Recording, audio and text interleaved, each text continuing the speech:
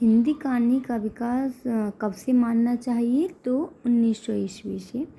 इनमें से किसी हिंदी की पहली कहानी माना जाता है तो इंदुमती को। इंदुमती कहानी के लेखक कौन है? तो किशोरीलाल गोस्वामी। इनमें से किस आलोचक ने इंदुमती को हिंदी की पहली कहानी माना? तो आचार्य रामचंद्र शुक्ल।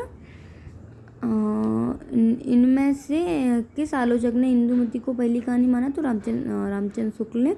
इंदुमती का प्रकाशन पहली बार सरस्वती पत्रिका में कब हुआ? तो 1900 ईस्वी में। शिवदान सिंह चौहान ने किस कहानी को शेक्सपियर के नाटक टेम्पेस्ट का अनुवाद बताया? तो इंदुमती को। 11 वर्ष का समय कहानी के लेखक कौन है? तो आचार्य रामचंद्र शुक्ल। फ्लैग की चुड़ैल कहानी के लेखक कौन है? तो लाला भगवान दे।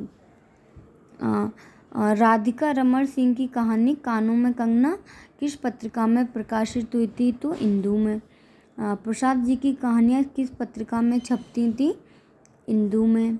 रक्षाबंधन कहानी के रचयिता कहानीकार कौन थे? तो कौशिक। चंद्रधर शर्मा गुलेरी जी ने कुल कितनी कहानियाँ लिखी थी? 3। उसने कहा था कहानी के लेखक का नाम बताइए। चंद्रधर शर्मा गुलेरी। इनमें से कौन सी कहानी चंद्रधर शर्मा गुलेरी की है? तो उसने कहा था सुखमय जीवन, बुद्धू का कटरा, उपर्युक्त सभी।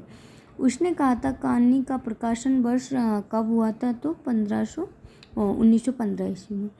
प्रेमचंद पूर्व हिंदी कहानियों में सर्वश्रेष्ठ कहानी कौन सी थी? तो थी उसने कहा था। उसने कहा था कहानी का मूल विषय क्या था? तो आदर्श प्रेम जो त्याग और बलिदान के लिए प्रेरित करता है। प्रसाद जी का पहला कहानी संग्रह छाया कब प्रकाशित हुआ था? तो 1912 में।